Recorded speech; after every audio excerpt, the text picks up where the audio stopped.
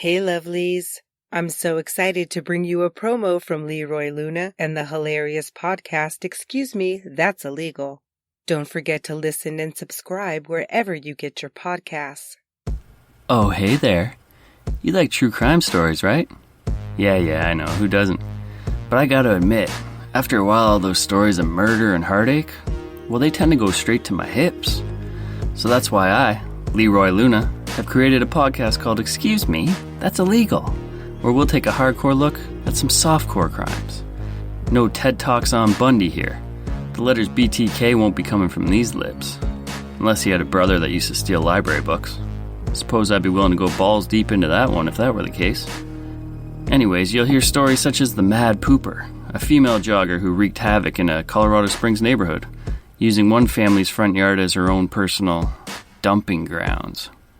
If this kind of content sounds like it's up your alley, Excuse Me, That's Illegal is available right now on all your favorite podcatchers. So come join me. I'll be right here waiting for you.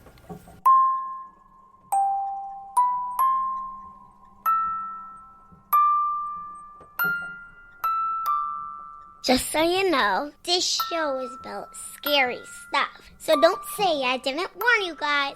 And remember, don't be scared.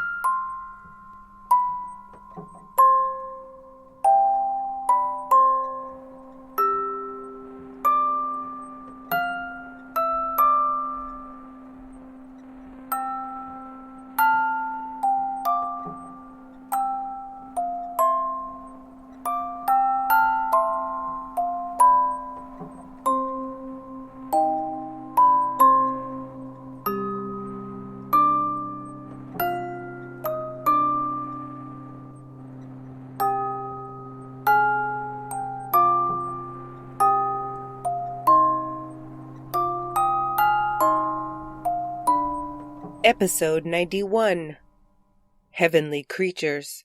War Baby here with another episode of Murderous Minors. The 1994 feature film Heavenly Creatures didn't necessarily lead to the doxing of a young killer all grown up, although breaking news of her assumed identity did coincide with publicity for the film.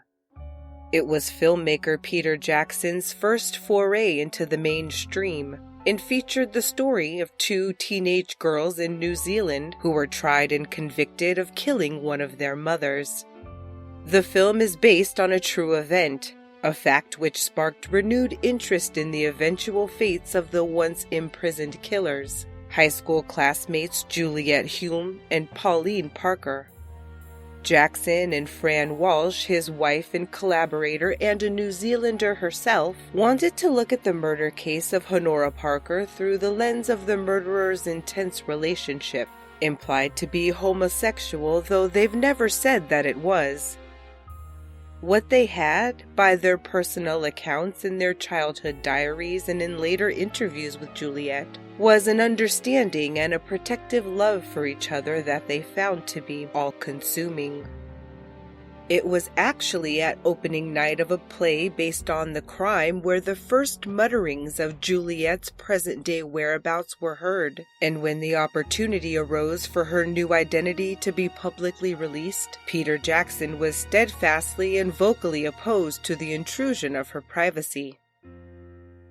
On this episode of Murderous Minors, we look at the Hulme-Parker murder case of 1954 Christchurch, New Zealand, mostly through the Joanne Drayton novel The Search for Anne Perry, from which we learn of the long-term consequences of killer kids being awarded anonymity and what can happen when a killer is uncovered. Neither girl seemed to be destined for murder. It was being sickly children which had initially forced them together.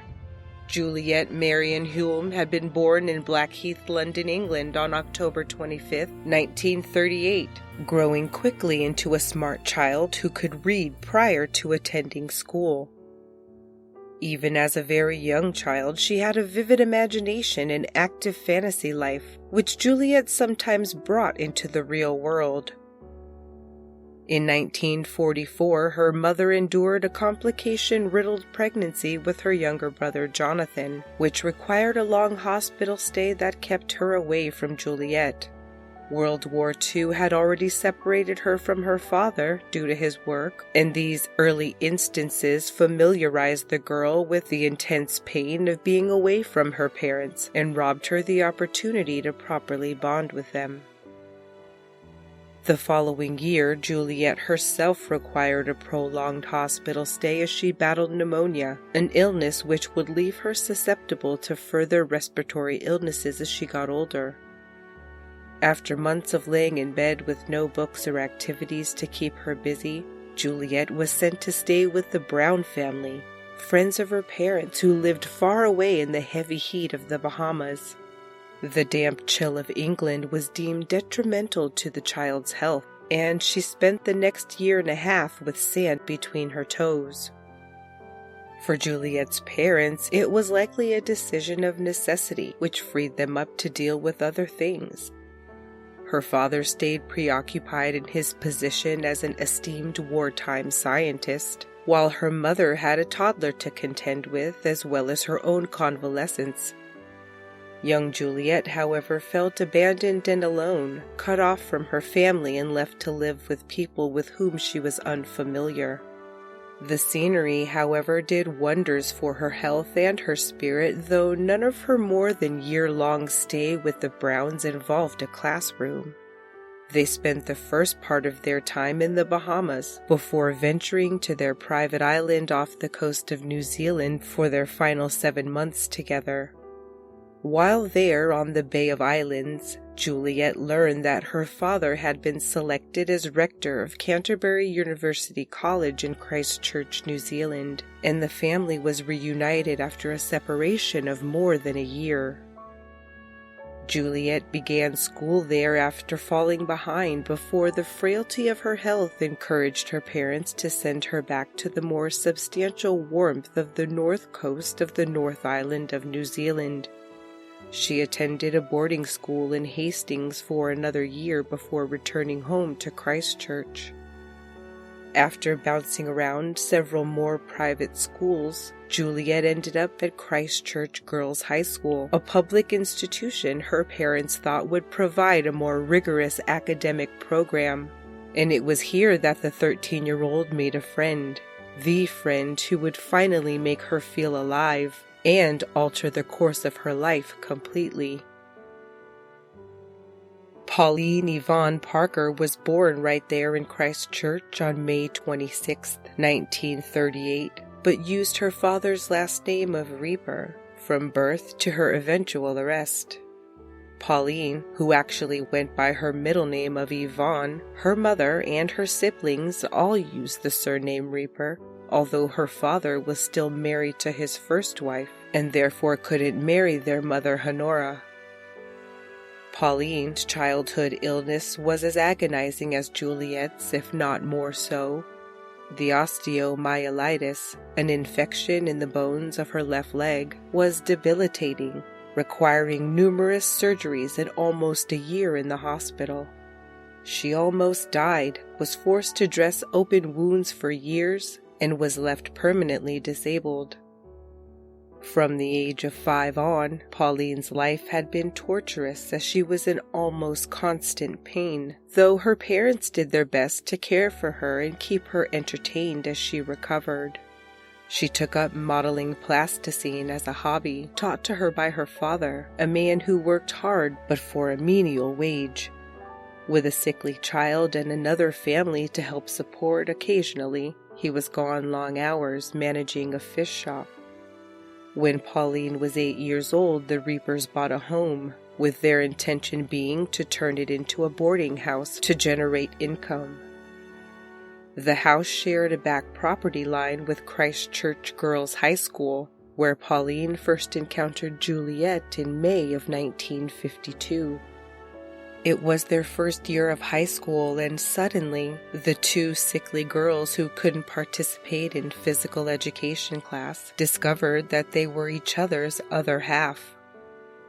Their home lives differed greatly, and they found solace in each other, finally having found another person whose creativity and vivid imagination complemented their own. Both had spent extended periods of time recovering away from their families and had had enough of relying on themselves for comfort, and in a short amount of time, the pair were inseparable, drawn together by their shared interests in horses, art, writing, and music. They became the other's closest confidant and eventually writing partner. Though the Hulme household was financially well-to-do, it was missing the crucial element of love. Juliet's father's position as rector of the university was extremely high profile, and her mother was a marriage counselor as well as a local radio personality. Her duties and obligations in society left little time to be spent on a wild and carefree daughter who hadn't had the opportunity to emotionally connect with her parents. Living at Ilam Homestead, the official name of the university rector's rambling estate, enabled the girls to have horses, though Pauline's parents did not know at first that she had bought one. Pauline spent as much time as she was allowed with Juliet. When together, the girls ate, bathed, and slept together in the same bed, and when apart, spent hours on the phone or working on their joint writings. They were known to sneak out and ride horses through the moonlit woods or strip down to their underclothes and run wild. The high school even called to discuss the girls' friendship and its detrimental effect on their grades, since instead of studying, they wrote stories set in their own world, casting their favorite stars as the leads. Each girl kept extensive diaries as well, detailing her thoughts and dreams along with confessions about having sex with boys. One of Pauline's anecdotes involved her sexual encounters with a man, actually, a law student renting a room in the boarding house. The breakup of that relationship only caused another rift between daughter and parents. Sometimes, an influx of boarders pushed Pauline out of her space, making the roomy luxury of Juliet's estate at Ilam even more welcoming. She loved Mrs. Hulme, who was so sparing with the discipline and showered her with the typically lovely comments generally bestowed on a daughter's playmate. Pauline's mother, Honorah, was more consumed with running the boarding house, integral to the family finances, and she was the parent most loudly opposed to the girls' codependent relationship. When home, Pauline stayed in her room writing, cutting her parents off from her presence and her thoughts.